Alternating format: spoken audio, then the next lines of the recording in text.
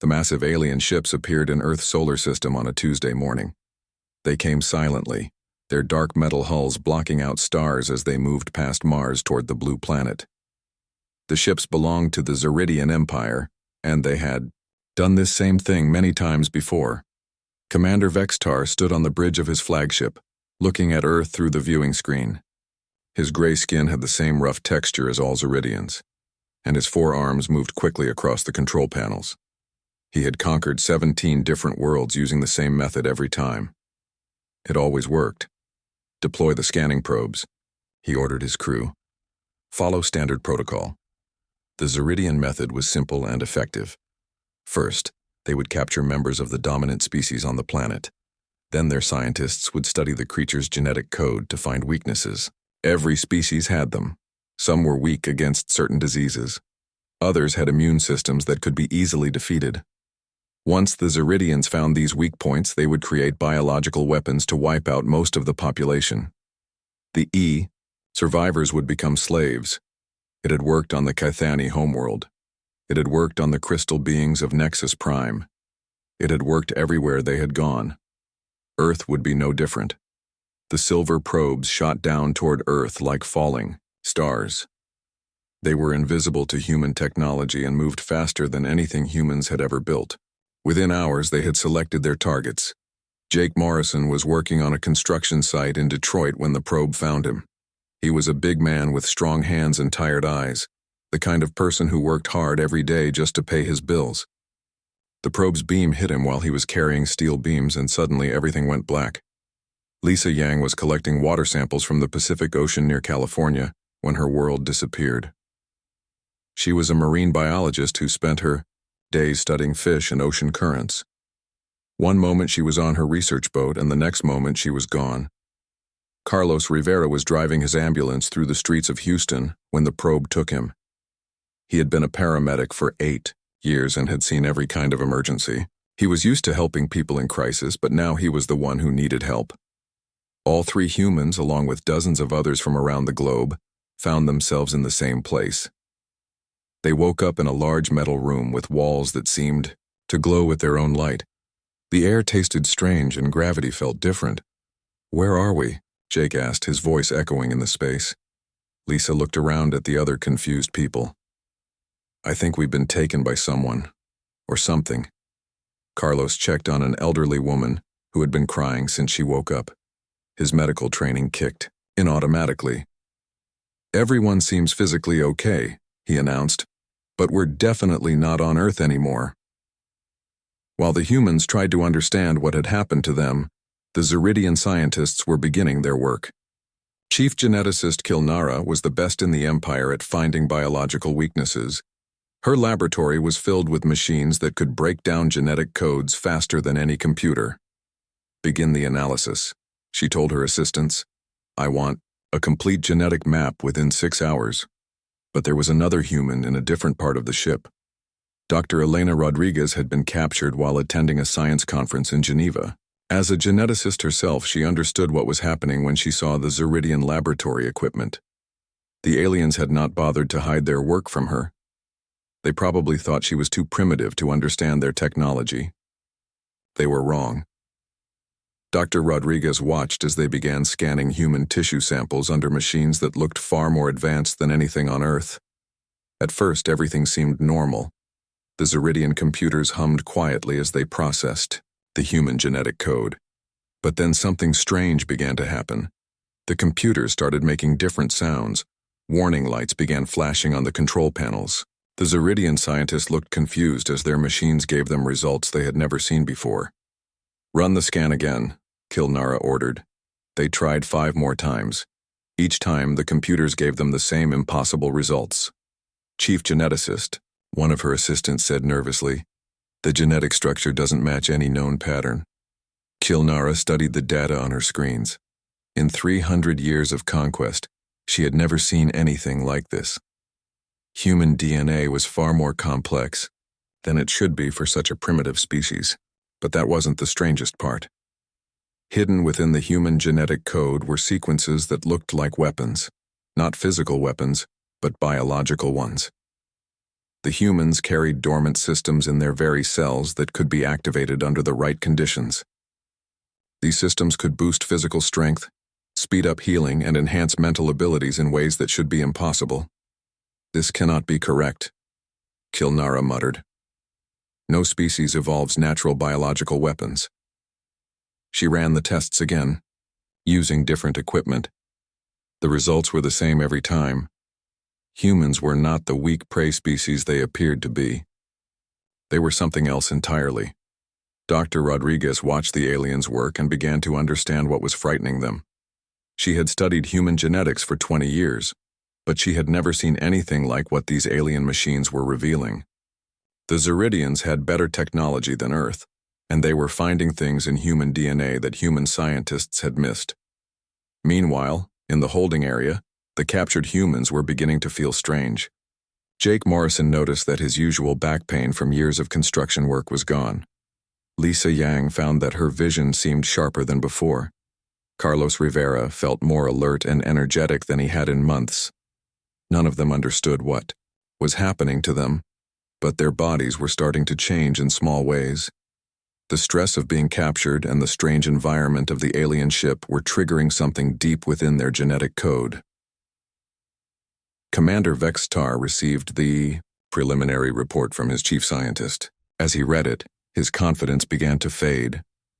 For the first time in his long career of conquest, the standard method might not work. "Sir," his communications officer announced, "we're receiving similar reports from other fleets throughout the Empire. Every ship that has encountered humans is finding the same genetic anomalies." Vextar realized that the Zeridian Empire might have made a terrible mistake. They had come to Earth expecting to find another weak species to conquer. Instead, they had found something that defied everything they knew about biology and evolution. The humans were still trapped on his ship, but Vextar was beginning to wonder who was really in danger. Chief Geneticist Kilnara stood before the Zeridian High Command, her four hands shaking slightly as she held her report. The council chamber was filled with the Empire's most powerful leaders, beings who had conquered countless worlds without ever facing a real challenge. "Explain these results," commanded High Leader Zarthok, his voice echoing through the vast room. Kilnara activated the holographic display, showing the human genetic code in 3 dimensions. The DNA strands twisted and glowed, revealing patterns that should not exist in nature. "The human genetic structure contains impossible elements," she began. "Their DNA holds multiple backup systems for every vital function. If one organ fails, another can take over its duties. If their immune system is attacked, it can rewrite itself in real time to fight new threats." The council members looked at each other with growing concern. This was not what they had expected to hear. "But that is not the most disturbing discovery," Kilnara continued. "Hidden within their genetic code are dormant sequences that appear to be biological weapon systems. These systems can enhance human physical and mental abilities far beyond normal limits when activated by extreme stress or danger." High Leader Zarthok leaned forward in his chair. "Are you saying these primitive beings are naturally armed?" "Not armed, sir. They are the weapons. Every human carries the genetic ability to become something far more dangerous than they normally appear to be." While the Zeridian leadership tried to understand this impossible biology, the captured humans were experiencing changes they could not explain. Jake Morrison had always been strong from his construction work, but now he felt different. When he pressed his hand against the metal wall of their prison, he could feel it bend slightly under his touch. That should not be possible. The alien metal was harder than steel.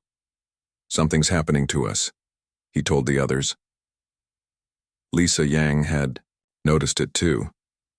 Her eyesight had always been good, but now she could see tiny details in the alien technology around them. She could make out patterns in the wall panels that looked like circuitry.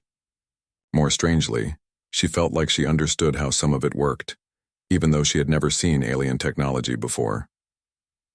"I think I know how to open that door," she said, pointing to the entrance of their prison. Carlos Rivera was experiencing the most dramatic changes. His medical training had taught him to notice small details about people's health, but now his senses were much stronger. He could smell chemical changes in the air that told him about the aliens' emotional states. He could hear their heartbeats through the walls. "The guards outside are nervous," he whispered to the others. "Really nervous. Whatever they found when they studied us, it scared them." Dr. Elena Rodriguez was still in the Zeridian laboratory, watching the scientists work. She had learned enough about their language to understand some of their conversations, and what she heard worried her. The Zeridians were not just studying human genetics, they were trying to understand human evolution. Their computers were analyzing millions of years of human development, and the results were shocking even to Dr. Rodriguez. Human DNA contained genetic memories from every major disaster Earth had ever faced. Ice ages, asteroid impacts, volcanic, eruptions, plagues, wars. All of these events had left marks in human genetic code. But instead of making humans weaker, each challenge had made them stronger. "Impossible," one of the Zeridian scientists muttered as he studied the data. "This species has survived extinction events that should have wiped them out completely." Dr. Rodriguez realized the truth. Humans were not just another species. They were survivors shaped by billions of years of the worst disasters a planet could face. Every challenge had been written into their DNA, creating biological systems that could adapt to almost anything. The Zeridian scientists made another disturbing discovery. When they tried to create diseases that could harm humans, their computers could not find any that would work. Human immune systems were too adaptable. They could fight off almost any biological weapon the Zeridians might create. "Run the simulation again," Kilnara ordered. Her assistants tried to design viruses, bacteria, and toxins that could defeat human biology. Every simulation failed. The human immune system could adapt faster than any weapon could be created. But the most frightening discovery came when they analyzed what happened to humans under stress. The genetic sequences that looked like weapons were not just dormant. They were designed to activate when humans faced danger. Commander Vextar received reports from across the Zeridian Empire that made his blood run cold. On every world where humans had been captured for study, the same thing was happening.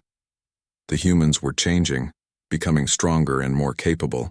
Even worse, the humans seemed to be communicating with each other somehow. Humans on different ships, separated by vast distances, were showing the same changes at the same time. Back in the prison area, Jake Morrison was testing his new strength more carefully. He found he could bend metal bars with his bare hands, but only when he felt threatened or angry. When he was calm, his strength was normal. Lisa Yang discovered she could touch the alien control panels and somehow understand their functions. It was like the technology was speaking to her in a language she had always known but never heard before. Carlos Rivera found that his enhanced senses were getting stronger every day. He could tell which aliens were coming down the corridor before they appeared. He could smell fear on them, and that fear was getting stronger. "They're afraid of us," he told the others. "Whatever they found in our DNA, it terrifies them." Dr. Rodriguez overheard a conversation between Kilnara and Commander Vextar that confirmed her worst fears. "The humans are not responding to captivity the way other species do," Kilnara reported. "Instead of becoming weaker and more submissive, they are becoming stronger and more dangerous. Their stress response is activating genetic systems we do not understand." "How long before these systems are fully activated?" Vexitar asked. "Unknown, sir. But based on current rates of change, we estimate days rather than weeks." The commander looked at the data showing human genetic activity increasing across his entire fleet. Every captured human was changing, and the changes were accelerating. "What have we awakened?" he whispered. On Earth, similar changes were beginning to happen. Humans around the world were reporting strange dreams, increased physical abilities, and an unexplained feeling that something important was about to happen. The Zeridian Empire had made a critical error. They had not captured a primitive species for easy conquest. They had captured members of a species that had been forged by evolution itself to survive anything the universe could throw at them. And now, for the first time in millions of years, that evolutionary programming was waking up. The changes in Jake Morrison started happening faster on the third day. He woke up feeling different, like electricity was running through his muscles. When he stood up, he moved too quickly and nearly hit his head on the ceiling of their prison cell. "Whoa," he said, looking at his hands. They looked the same as always, but he could feel power flowing through them like nothing he had ever experienced. Lisa Yang was sitting in the corner, staring at the alien wall panels with intense concentration. She had been doing this for hours, and now she could see patterns of energy moving through the ship's systems like glowing rivers. "I can see how this ship works," she said quietly. "It's like looking at a map of electricity and force fields. I know which systems control our cell, which ones control life support, and which ones control the weapons." Carlos Rivera was listening to sounds that the others could not hear. His enhanced hearing picked up conversations happening several levels away. The aliens were talking about something they called crisis protocols and genetic activation sequences. "They're getting more scared," he reported to the others. "I can hear their hearts beating faster when they talk about us. And there's something else. They keep mentioning other humans on other ships who are changing just like we are." Dr. Elena Rodriguez had been moved to a different part of the ship, where she could observe the Zeridian scientists more closely. What she saw there made her understand the true scope of what was happening. The aliens had discovered something they called genetic memory storage. Human DNA did not just contain instructions for building a human body. It contained information from every major survival challenge that humans had ever faced as a species. Every ice age, every plague, every natural disaster that had almost wiped out humanity had left its mark in human genetic code. But instead of scars, these events had become lessons. The DNA remembered how to survive anything. "This is impossible," she heard Kilnara say to her assistants. "No species should be able to store this much survival information in their genetic code." But the most frightening discovery was yet to come. The Zeridian computers found that human DNA contained instructions for something they had never seen before. When humans worked together under extreme stress, their individual abilities did not just add up, they multiplied. Dr. Rodriguez watched as the aliens ran simulation after simulation, trying to understand what this meant. Every test showed the same result. Groups of humans facing danger together became far more capable than the sum of their individual abilities. Back in the prison cell, this cooperation effect was beginning to show itself. When Jake concentrated on bending a metal bar, Lisa could somehow enhance his strength by touching his shoulder. When Carlos tried to sense what was happening in distant parts of the ship, the other two could help him focus his abilities by working together. "It's like we're connected now," Lisa said. "When we work together, everything becomes easier and stronger." The Zeridian scientists noticed this cooperation effect happening throughout their fleet. Groups of captured humans were displaying combined abilities that should have been impossible. Worse, these groups seemed to be communicating with similar groups on other ships, even though they were separated by thousands of miles of space. Commander Vextar called an emergency meeting with his senior officers. The reports he was receiving from across the Empire were all the same. Every ship that had captured humans was experiencing the same phenomenon. "The humans are not becoming our prisoners," he told his staff. "They are becoming something else entirely, something we do not understand and cannot control." His science officer presented the latest data.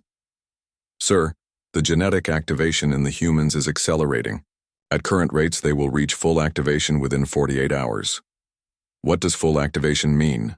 Vexitar asked. "We do not know, sir. Our computers cannot predict what humans will be capable of when their genetic systems are completely online." On Earth, the awakening was spreading. Humans around the world were experiencing dreams that felt more real than waking life. In these dreams, they could sense other humans who were far away. They could feel the presence of the humans who had been captured by the aliens. Dr. Sarah Kim, a neuroscientist in Seoul, woke up from one of these dreams with a complete understanding of quantum physics that she had never studied. Engineer Bob Martinez in Mexico City found himself able to design spacecraft propulsion systems that were far beyond current human technology. All over the planet, humans were accessing knowledge and abilities that seemed to come from somewhere deep within their genetic code. It was as if millions of years of evolution were finally revealing their true purpose. The Zeridian High Command received reports that made them question everything they thought they knew about conquest and survival. The humans were not just resisting their capture, they were turning it into an advantage. They are using our own experiments to activate their genetic systems, Kilnara reported. Every test we perform, every stress we place on them, makes them stronger and more capable. Jake Morrison made the first breakthrough when he discovered he could break free from their containment field. The energy barrier that was designed to hold any known life form simply could not contain human biology that was operating at enhanced levels. "I can get us out of here," he told the others, "but I think we should wait a little longer." "Why?"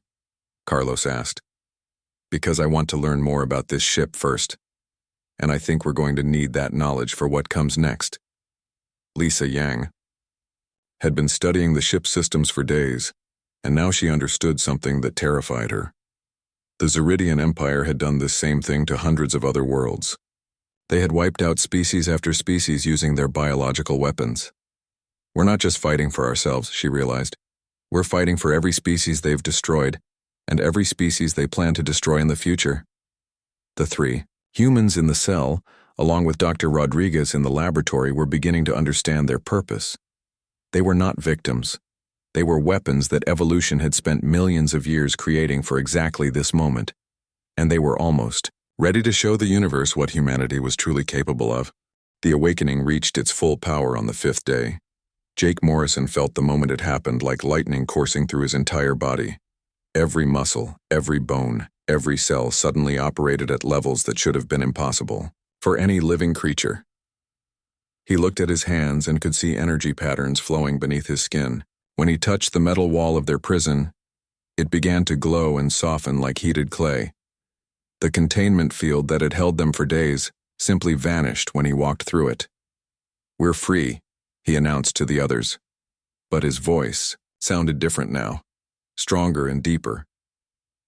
Lisa Yang stood up and placed her hand on the nearest control panel. Information flooded into her mind faster than any computer could process it.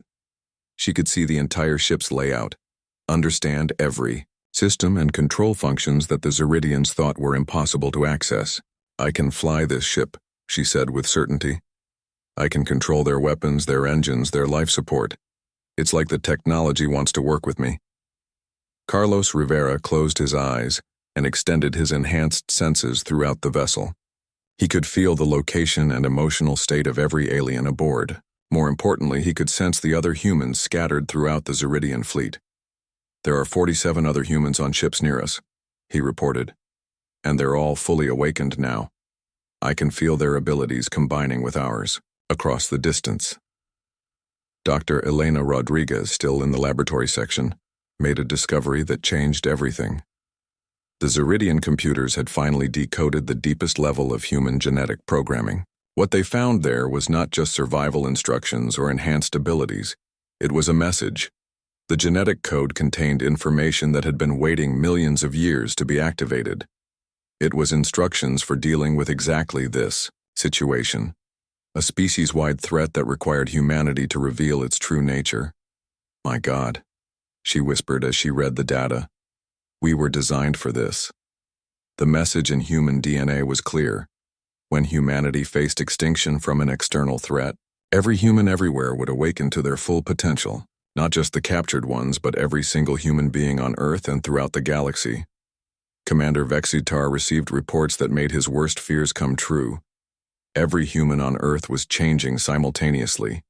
Humans who had never left their planet were somehow building technology that rivaled Zeridian engineering. Ships were launching from Earth that should have taken humans centuries to develop.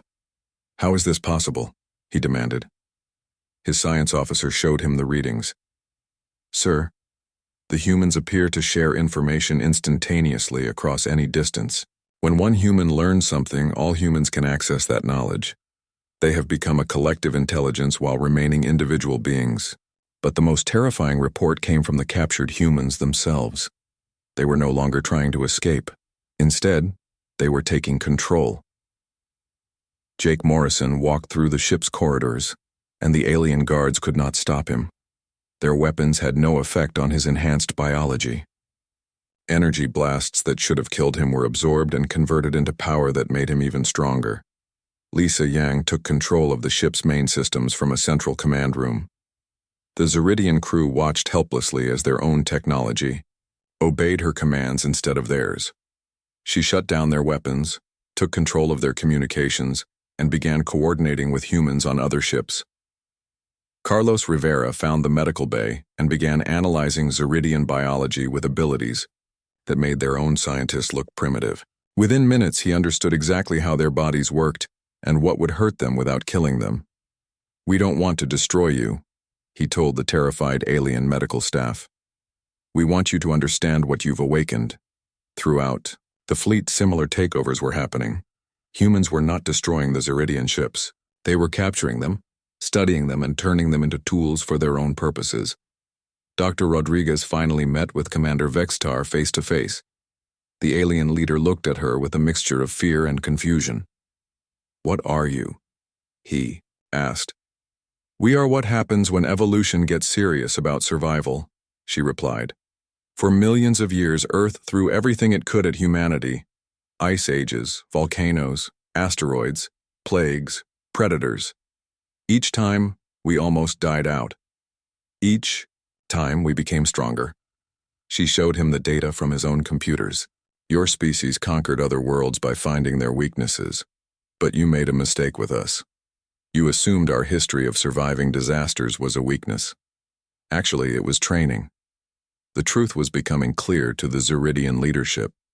Humans were not another primitive species to be conquered. They were the end result of the most brutal evolutionary process any planet had ever produced. They were survivors who had been tested by everything the universe could throw at them. And now they were fully awake. On Earth, humans were launching ships that used technology they had somehow developed overnight. These ships were crewed by people who had never been in space before but somehow knew exactly how to operate in the vacuum between stars. Captain Amy Foster commanded the lead ship in the human fleet. She had been a commercial airline pilot 3 days ago. Now she was flying a spacecraft that could travel faster than light using principles she understood without ever having learned them. "All ships, this is Captain Foster," she announced over the communication system. "Our people are safe and we're bringing them home. But first we're going to have a conversation with our visitors." The human fleet met the Ziridian armada in the space between Earth and Mars. The humans did not attack. Instead, they demonstrated something that left the aliens speechless. Human ships began connecting with each other using energy fields that the Ziridians had never seen before. The entire fleet became a single entity, sharing power, information, and capabilities across dozens of vessels. Jake Morrison, still aboard the captured Ziridian ship, felt the connection as the human fleet linked together. His abilities, Lisa's technological control, Carlos's enhanced senses, and Dr. Rodriguez's scientific knowledge became part of a vast network of human consciousness that spanned the solar system. "Now you can see what we really are," Dr. Rodriguez told Commander Vextar. "We are not just individuals, we are humanity itself, awakened and united." The demonstration was over. The real conversation was about to begin. The final confrontation began not with weapons, but with words. Captain Amy Foster's human fleet surrounded the Ziridian armada in a formation that should have been impossible to coordinate. Every human ship moved in perfect harmony with the others, as if controlled by a single mind. Commander Vextar opened communication channels expecting to negotiate terms of surrender or battle. Instead, he heard something that changed his understanding of everything. "Commander Vextar," Captain Foster's voice came through clearly. "We know you have conquered 17 worlds using biological warfare.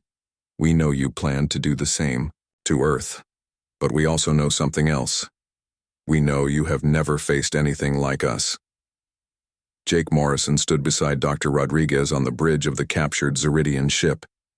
His enhanced abilities allowed him to speak directly into the communication system without touching any controls.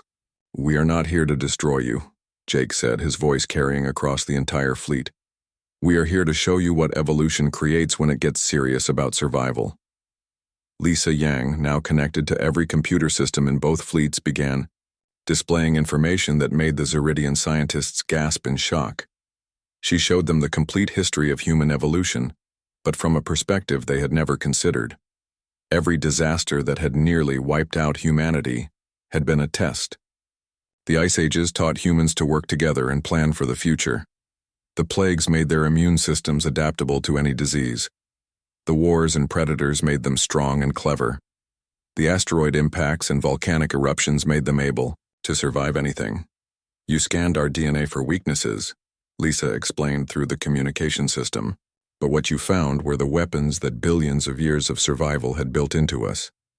Carlos Rivera extended his enhanced senses throughout both fleets, monitoring the emotional and physical state of every being present. He could feel the fear in the Zeridian crews, but also something else: curiosity, wonder, and in some of them, the beginning of respect. Your crews are not evil, Carlos announced. They are afraid. They have been conquering weaker species for so long that they forgot what it means to meet equals. Dr. Rodriguez stepped forward to address the Zeridian High Command directly. Your empire has lasted 300 years by preying on species that had not been tested the way humanity was tested. But evolution does not create victims forever. Sometimes it creates predators. The demonstration that followed changed everything the Zeridians thought they knew about power and technology. The human fleet began to transform. Ships that had been built on Earth just days before started connecting with each other using energy fields that bent the laws of physics. The entire fleet became a single organism, sharing power and information instantaneously across vast distances. But they did not use this power to attack. Instead, they used it to heal. The human fleet reached out to the damaged Zeridian ships and began repairing them with technology that the aliens did not understand. Broken systems were fixed. Injured crew members were healed. Ships that had been crippled by their own experiments were made stronger than they had ever been. This is impossible, Kilnara whispered as she watched human technology repair her laboratory equipment. How can they fix our machines better than we can? Dr. Rodriguez answered her question. Because we understand them better than you do. When you captured us and studied us, we studied you right back. We learned your technology, your biology, your history, but we did it without trying to hurt you. The healing demonstration continued for hours. Every Zeridian ship was repaired and improved. Every injured alien was healed. The human fleet showed that their awakened abilities were not just for destruction. They were for creation, healing, and protection. Commander Vextar finally understood what his empire had encountered. Humans were not just another species with enhanced abilities. They were what happened when evolution decided to create the ultimate guardians of life itself. "What do you want from us?" he asked Captain Foster. "We want you to leave Earth alone," she replied. "And we want you to stop destroying other species. The universe is big enough for everyone to find a place to live and grow." But Jake Morrison had a different message. "We also want you to understand something important. We are not angry with you for trying to conquer us. We understand that your species never faced the tests that made us what we are, but now you have a choice." Lisa Yang displayed star charts showing the Zeridian Empire's territory. "You can continue trying to conquer and destroy, and eventually you will meet other species like us. Or you can learn to explore and create instead." Carlos. Rivera sensed the emotional change happening throughout the Zeridian fleet. Fear was being replaced by something new. Hope. The possibility of a different way of existing in the universe. "We offer you knowledge," Dr. Rodriguez announced. "We will teach you how to heal instead of harm, how to build instead of destroy, how to explore the universe as partners instead of conquerors."